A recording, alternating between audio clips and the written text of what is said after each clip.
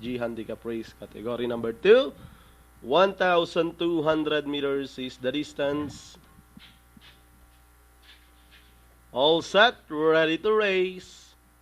Final race.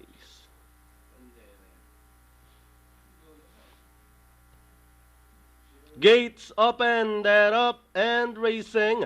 We have B open, draws for your lead. World Mistress right behind in second. Power Gear, then moving up short. Cookie, El Bimbo running in between runners, then on the outside, Friendly Fire. Next in line, a toy for us. Daman Surya, Power Gear comes next. American Ruler, T-Bone, then comes runner number 12, and that's World Mistress trailing the group. Is in inner, back to the leader.